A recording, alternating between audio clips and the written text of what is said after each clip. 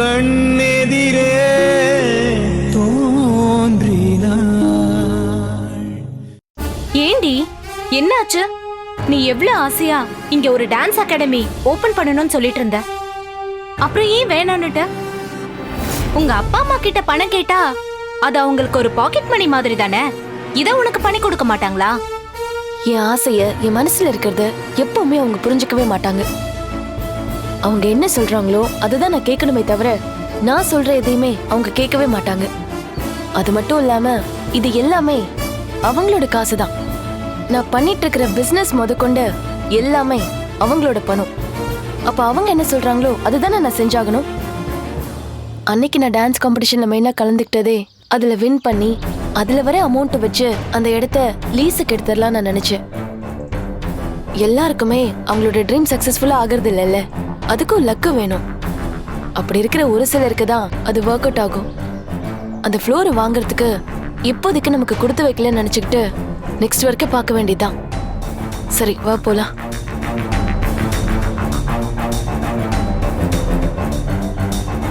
Excuse me. Hi.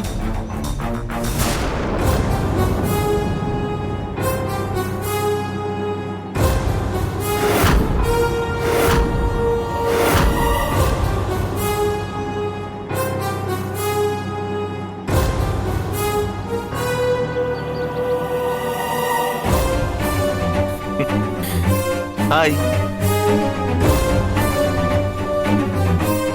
ஏங்க நீங்க எப்ப பார்த்தாலும் ஏதோ வில்லனை பாக்குற மாதிரியே பார்த்துட்டு இருக்கீங்க?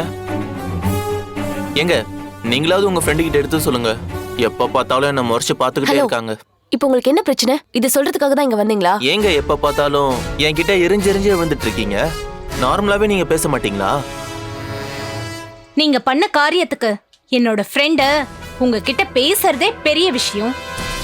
இதுல உங்ககிட்ட சிரிச்சு ரொமான்டிக்கா பேசுவாங்களா? இங்க பாருங்க, நான் உங்ககிட்ட பேச வரல, நான் கவி கிட்ட பேச வந்தேன். சம்பந்தப்பட்டவங்களே சைலண்டா இருக்கிறப்போ நீங்க ஏன் இவ்வளவு வயலண்டா ஆவறீங்க? நீ கொஞ்சம் அமைதியா ரெடி. இன்னைக்கு எதுவா இருந்தாலும் நாமளும் ஒரு கை பாத்திரலாம். இப்போ எதுக்காக இங்க வந்தீங்க? அன்னைக்கு காம்படிஷன்ல ஸ்டேஜ்ல வந்து ஆடினீங்க, அப்புறம் வீட்டுக்கு வந்து டான்ஸ் ஆடினீங்க. இப்போ என்ன ஃபாலோ பண்ணி இன்சல்ட் பண்றதுக்காக நடு ரோட்ல டான்ஸ் ஆடி பிரச்சனை பண்ண பாக்குறீங்களா? ஏங்க எப்பவுமே நீங்க ஏன் என்ன தப்பு தப்பாவே புரிஞ்சுக்கிறீங்க? நான் எப்பவுமே உங்க கூட பிரச்சனை பண்ணணும்னு நினைச்சு கூட பார்த்தது இல்லைங்க. நான் ஏன் வந்திருக்கேன், எதுக்கு வந்திருக்கேனே தெரியாம எப்ப பார்த்தாலும் என்னை பத்தி நீங்களா ஒரு மைண்ட் செட் பண்ணிக்கிட்டு ஏதோ இனிமைய பாக்குற மாதிரி பார்த்துட்டு இருக்கீங்க. சரி, இப்போ என்ன விஷயமா நீங்க வந்தீங்க? எதுவா இருந்தாலும் சீக்கிரம் சொல்லுங்க, எனக்கு நிறைய வேலை இருக்கு. ஒரு நிமிஷம். என்னது இது? எதுக்காக இப்போ இதை என்கிட்ட கொடுக்குறீங்க? இங்க பாருங்க, இதுக்கப்புறமா நான் உங்ககிட்ட ஏதாவது பேசினா கண்டிப்பா நீங்க கடுப்பாகி இன்னும் என்ன அதிகமா திட்டுவீங்கன்னு எனக்கு நல்லா தெரியும். அதனாலதான் ஸ்ட்ரைட்டா இப்ப நான் விஷயத்துக்கு வந்துட்டேன். அதுக்கப்புறம் இன்னொரு முக்கியமான விஷயம், எப்பவுமே எல்லாத்தையுமே ஓப்பனா டீட்டெயிலா சொல்ல முடியாதுங்க. அதுக்காக தான் இப்போ உங்ககிட்ட இந்த கவரை கொடுக்குறேன். அப்புறம் இந்த கவரை பிரிச்சு பார்க்கறதுக்கு முன்னாடியே ஏன் என்னன்னு கொஸ்டின் மேல கொஸ்டின் கேட்காம ஃபர்ஸ்ட் இதை கொஞ்சம் ப்ளீஸ் ஓபன் பண்ணி பாருங்க. புடிங்க. அட புடிங்க. ப்ளீஸ் ஓபன் பண்ணி பாருங்க.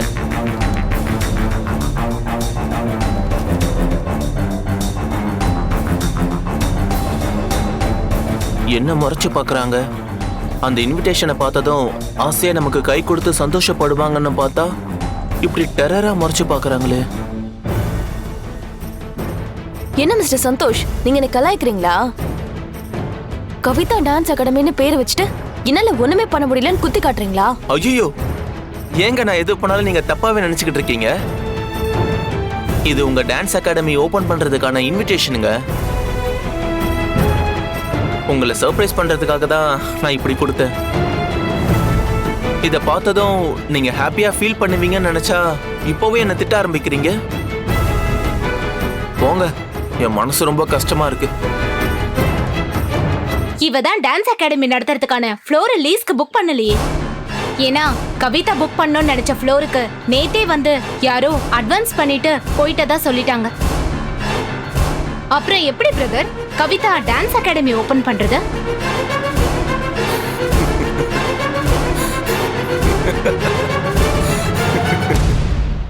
சிரிச்சு என்ன வெறுப்பேத்தாதீங்க. ஒருத்தரோட ஃபீலிங்ஸ்ல எப்பவுமே விளையாடாதீங்க, ஹர்ட் பண்ணாதீங்க. ஏங்க நீங்க சரியான டியூப் லைட்டுங்க. உங்களுக்கு இன்னுமா புரியல? அந்த இடத்த லீஸுக்கு வாங்கியாச்சுங்க. அந்த இடத்துக்கு அட்வான்ஸ் கொடுத்ததே நான் தாங்க. என்னங்க சொல்றீங்க? நீங்க தான் அந்த இடத்த வாங்கியிருக்கீங்களா? ஓ, என்னால எதுவும் பண்ண முடியாது, அதை வாங்குற அளவுக்கு நான் வர்த் இல்ல நீங்க நினைச்சிட்டு இருக்கீங்க. அதான் பிளான் பண்ணி நான் ஆசைப்பட்ட இடத்த நீங்க வாங்கியிருக்கீங்க. ஐயோ, பத்தாததுக்கு இப்ப அதை என்கிட்ட சொல்லி வெறுப்பேத்துறீங்க. ஆமாங்க, உங்களை வெறுப்பேத்தி பழி வாங்க தான் நான் அந்த இடத்த வாங்கியிருக்கேன். போதுமா? ஏங்க ஏன் எப்பவுமே ஒரு விஷயத்த பாசிட்டிவா நல்ல விதமாவே யோசிக்க மாட்டீங்களா? நான் ஒன்னும் அந்த ஃப்ளோரை என்னோட பேருக்கு லீஸுக்கு வாங்கல. நான் அதை வாங்கினதே உங்க பேர்ல தான் வாங்கியிருக்கேன். ஏன்னா இதுல உங்க டான்ஸ் அகாடமி தான் நடக்க போகுது.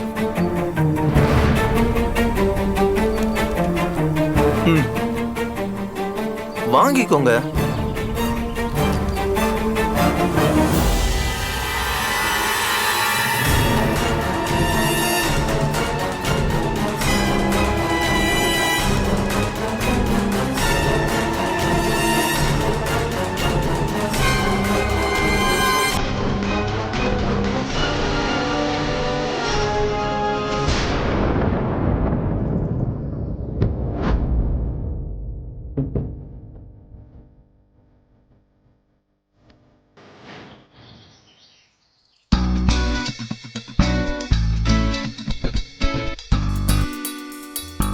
சீரியஸ்லி?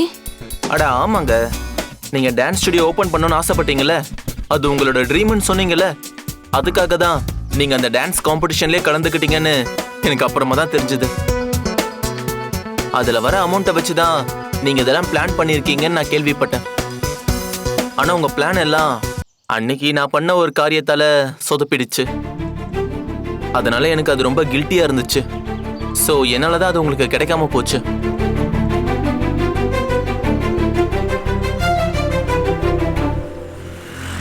அப்புறம் ஒரு விஷயத்த நல்லா புரிஞ்சுக்கோங்க, அன்னைக்கு நான் உங்களை ஹர்ட் பண்ணணும்னு ப்ராமிஸா எதுவுமே பண்ணல. நான் ரொம்ப லாயலா ஜென்யூனா டான்ஸ் லவ் பண்றவன். ஸோ அதுக்காக தான் அன்னைக்கு நான் என்னையும் மீறி அப்படி பண்ணனே தவிர உங்களை இன்சல்ட் பண்ணோன்னு நான் ட்ரை பண்ணலங்க. ஒருவேளை நீங்க அதுல ரொம்ப ஹர்ட் ஆயிருந்தீங்கன்னா ஐ எம் எக்ஸ்ட்ரீம்லி சாரிங்க. தேங்க்ஸ், இது உன்னோட பேஷனுங்க. என்னால உங்களுக்கு எப்படி தேங்க்ஸ் சொல்றதுனே தெரியல. நீங்க கொடுத்த சர்ப்ரைஸ்னால நான் ரொம்ப ஹாப்பி ஆயிட்டேன்.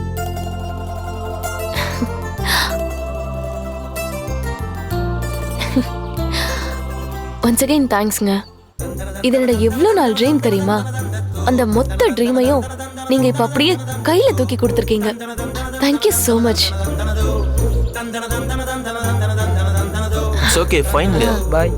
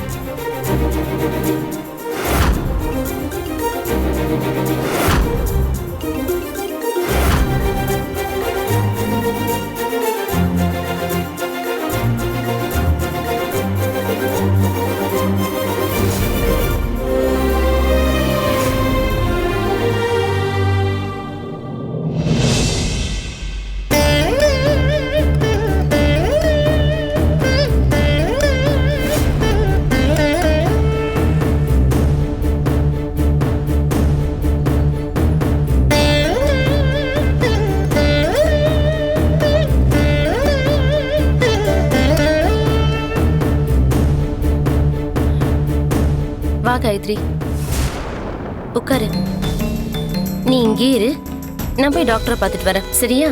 மா ம், இப்ப எதுக்குமா நம்ம டாக்டரை பார்க்க வந்திருக்கோம்? இதெல்லாம் கரெக்டா வக்கனையா விவரமா என்கிட்ட கேளு. ஆனா எந்த விஷயத்துல கரெக்டா இருக்கணுமோ அதை கோட்டை விட்டுரு. ஏமா இப்படி எல்லாம் பேசுறீங்க? நான் ஏற்கனவே மனசுடைஞ்சு போயிருக்கேன். ப்ளீஸ்மா, நீங்க இப்படி எல்லாம் பேசாதீங்க. எனக்கு ரொம்ப கஷ்டமா இருக்கு. இப்ப உன் கூட நின்னு பதிலுக்கு பதில் பேச எனக்கு நேரம் இல்ல. நான் போய் டாக்டரை பார்த்துட்டு வரேன். நீ அமைதியா இங்க உட்காரு, உட்காரு.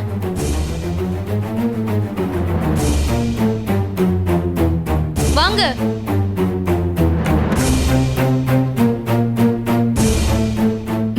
வாங்க. எல்லாம் ஓகே தானே? மேடம், நீங்க என்ன பண்ணுவீங்க ஏது பண்ணுவீங்கன்னு எனக்கு தெரியாது.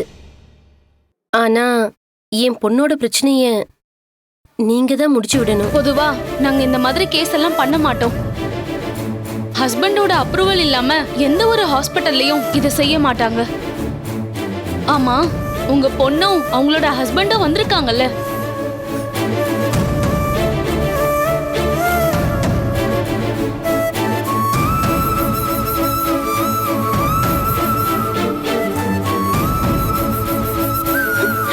மேடம், என்னம்மா பண்றீங்க? எழுந்திருங்கம்மா. அம்மா, நான் உங்களை சொன்னா கேளுங்கம்மா. எழுந்திருங்க. எழுந்திருங்கம்மா. என்ன பண்றீங்க? எழுந்திருங்கம்மா. தயவு செஞ்சு உதவி செய்யுங்க. சொன்னா கேளுங்க, முதல்ல எழுந்திருங்க. என்ன பண்றீங்க? மேடம், என்னோட பொண்ணுக்கு இன்னும் கல்யாணமே ஆகல. இப்பதான் அவளுக்கு ஒரு நல்ல வரன் வந்திருக்கு. ஆனா அதுக்கு முன்னாடியே அவ இப்படி ஆயிட்டா. நீங்க மட்டும் எனக்கு இந்த உதவி பண்ணலனா நானும் என் பொண்ணும் விஷம் குடிச்சு செத்து போக வேண்டியதா மேடம். எங்களுக்கு வேற வழி இல்லை. என் குடும்ப மானமும் என் பொண்ணோட வாழ்க்கையும் இப்ப உங்க கையில தான் இருக்கு. நீங்க தான் மேடம் எங்களை காப்பாத்தணும். முதல்ல நீங்க என்கிட்ட போன்ல பேசும்போது இவ்வளவு டீடைலா என்கிட்ட எதுவுமே சொல்லலையே. இப்போதைக்கு குழந்தை பெத்துக்க வேணாம், தள்ளி போட்டிருக்காங்கன்னு மட்டும் தானே சொன்னீங்க. இப்ப என்னடானா திடீர்னு வந்து இப்படி எல்லாம் பேசி தர்ம சங்கடத்துக்கு ஆளாக்குறீங்களே. கருவை கலைக்கிறதும் குழந்தைய பெத்து குப்பை தொட்டியில போடுறதும் அனாத ஆசிரமத்துல விடுறதும் தானே இந்த காலத்துல நிறைய நடக்குது. மேடம், இந்த விஷயத்த தயவு செஞ்சு என் பொண்ணுகிட்ட சொல்லாதீங்க மேடம். நீங்க அவளை கூப்பிட்டு வெறும் செக்கப் மட்டும் தானே சொல்லி எப்படியாச்சும் இதை நல்லபடியா பண்ணி முடிச்சிருங்க மேடம்.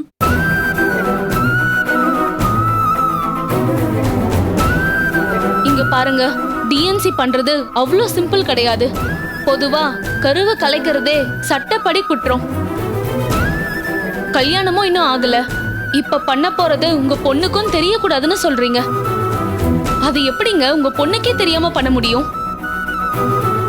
இன்கேஸ் இது எதுவுமே என்னோட நாலேஜ் இல்லாம நடந்துச்சுன்னு உங்க பொண்ணு எங்க மேல கம்ப்ளைண்ட் பண்ணா அப்புறம் அது ஒரு பெரிய பிரச்சனை ஆயிடுங்க.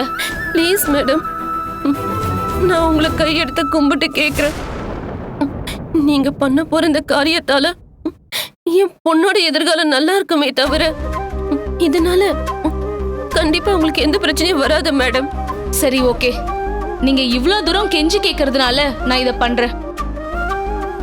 அப்புறம் இன்னொரு முக்கியமான விஷயம், உங்க பொண்ணை கூப்பிட்டு ப்ராப்பரா செக் பண்ணி அந்த கரு 12 வாரத்துக்குள்ள இருந்தா மட்டும்தான் அபார்ட் பண்ணி டிஎன்சி பண்ண முடியும். உங்க பொண்ணோட ஃபியூச்சர் நல்லா இருக்கணும்ன்ற ஒரே காரணத்துக்காக மட்டும்தான் இதுக்கு நான் அக்செப்ட் பண்ணிக்கிறேன். ரொம்ப நன்றி டாக்டர். உங்களுக்கு ரொம்ப நன்றி மேடம். என் பொண்ணு நர்ஸுங்கிறதுனால அவ ஏதாவது கேள்வி மேல கேள்வியா கேட்பா. நீங்க ஜஸ்ட் செக்கப் தான்னு சொல்லி ஏதாவது சொல்லி சமாளிச்சுங்க மேடம். நீங்க செய்ய போற இந்த உதவிய என்னோட வாழ்நாள் முழுக்க நான் மறக்க மாட்டேன். என்னோட ஆயுசுக்கும் நான் உங்களுக்கு நன்றி கடன் பட்டிருப்பேன். நன்றி மேடம். சரிங்கம்மா, பரவாயில்ல.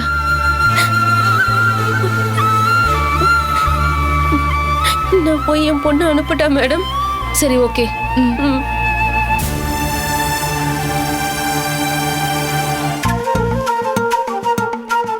மச்சான் ஈவினிங் ஃப்ரீ பண்ணிக்கோடா. நம்ம நேரா போய் பார்ட்டி பண்ணிட்டு டின்னர் முடிச்சிட்டு கொஞ்சம் ரிலாக்ஸ் பண்ணலாம்டா. என்னடா கவனிப்பெல்லாம் ரொம்ப பலமா இருக்கு. ரொம்ப நாளைக்கு அப்புறம் ட்ரீட் அது இதுன்னு ஆரம்பிச்சிட்ட. ஆமா, நீ எதையும் காரணம் இல்லாம பண்ண மாட்டியே. நீ எது பண்ணாலும் அதுக்கு பின்னாடி ஒரு ரீசன் இருக்கும். சொல்லு மச்சான், என்கிட்ட இருந்து உனக்கு என்ன காரியம் நடக்கணும்? நீ உண்மையிலேயே பிரில்லியன் மச்சான். யாரு எப்ப என்ன மைண்ட் செட்ல இருப்பாங்கன்னு நல்லா புரிஞ்சு வச்சிருக்கடா. சரி மச்சான், நீயே கண்டுபிடிச்சிட்ட. இதுக்கப்புறம் உன்கிட்ட எதையும் மறைக்க முடியாது. ம், நான் ஸ்ட்ரைட்டா மேட்டருக்கே வரேன். ம். புதுசா நான் கன்ஸ்ட்ரக்ஷன் பிசினஸ் ஸ்டார்ட் பண்ணலான்னு இருக்கேன்டா. நான் பண்ண போற பிசினஸ்க்கு பிள்ளையார் சொல்லியே நீதான்டா. என்னடா சொல்ற? அதனால உனக்கு தான் லைஃப்ல ரிஸ்க் எடுக்கிறதே பிடிக்காதுன்னு அடிக்கடி சொல்லுவேன். ஆல்ரெடி நீ பெரிய எம்என்சி கம்பெனில இப்ப பிஸியா வேலை பார்த்துட்டு இருக்க. எந்த சுச்சுவேஷன்லயும் நான் பிசினஸ் பக்கமே வரமாட்டேன். கடைசி வரைக்கும் சேலரி பர்சனா தான் நான் இருப்பேன். அப்பதான் லைஃப்ல என்ஜாய் பண்ண முடியும். அப்படி இப்படின்னு பஞ்ச் டயலாக்லாம் பேசுவிய. இப்ப என்னடா எப்படி சொல்ற?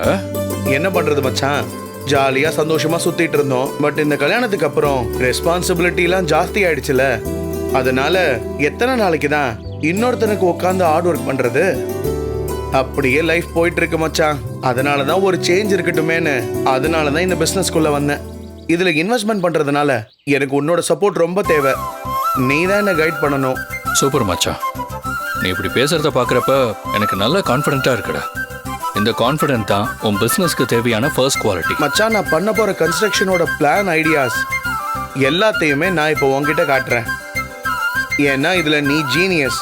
ஏன்னா இதுல சரியான ஆள் நீ மட்டும்தான். காட்டு. இதோ காட்டுற மச்சான்.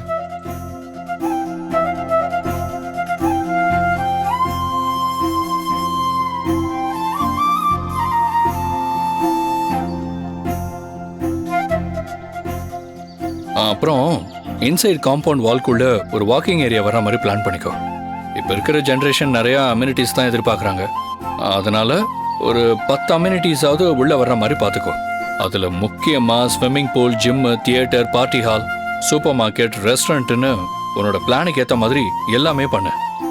டேய், அதுக்கேற்ற மாதிரி கார் பார்க்கிங்கையும் பண்ணிடு. ம். எல்லாத்தையும் விட முக்கியமா கஸ்டமர்ஸ்க்கு பேசிக் நீடா 24/7 பவர் பேக்கப், ஓகே?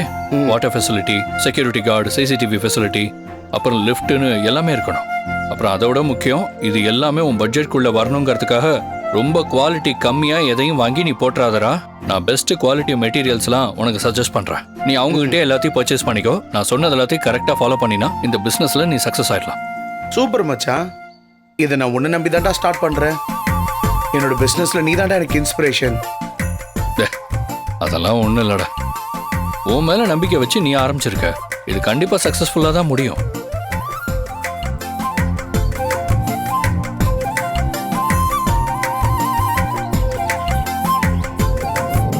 ஏய் சிவா, 2 minutes நான் வந்துடுறேன். எங்க போற? இல்ல, ஃப்ரெண்டு ஒரு பார்சல் கொண்டு வரேன்னு சொல்லியிருந்தான். 2 minutesல வரேன்னு சொன்னா. நான் வாங்கிட்டு வந்துடுறேன். அது வரைக்கும் நீ கன்ஸ்ட்ரக்ஷன் பிளான் எல்லாம் பார்த்துக்கிட்டு இரு. போயிட்டு வா.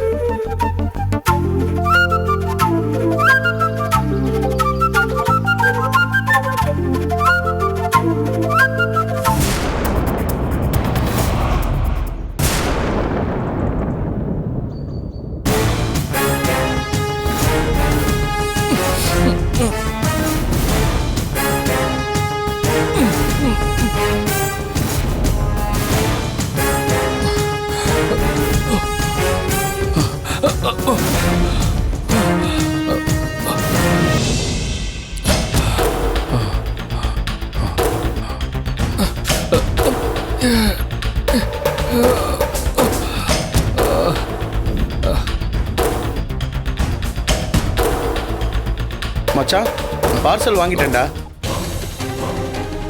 டேய் என்னடா ஆச்சு? டேய் என்னாச்சு? டேய் சிவா, என்னாச்சுடா? ஏன் ஒரு மாதிரி இருக்க? டேய், என்னடா அது? இந்த போட்டோ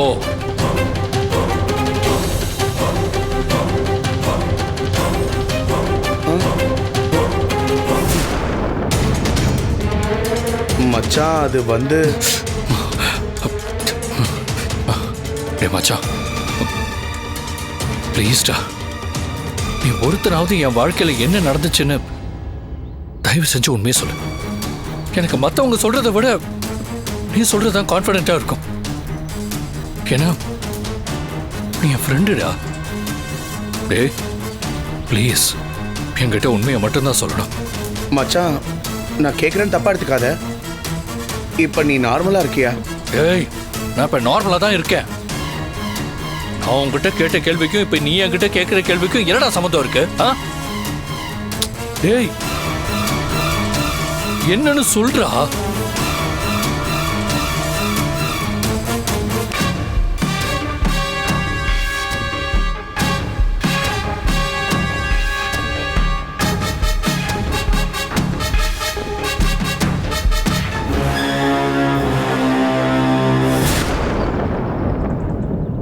கொஞ்சம் அமைதியா இருடா, கொஞ்சம் ரிலாக்ஸா இரு. நீ டிஸ்டர்ப் ஆயிடுவேங்கிறதுனால தான் சக்தி உன்கிட்ட சொல்லக்கூடாதுன்னு என்கிட்ட சத்தியம் வாங்கிட்டா. சக்தி மாதிரி ஒரு பொண்ணு கிடைக்க உண்மையிலேயே நீ கொடுத்து வச்சிருக்கணும்டா.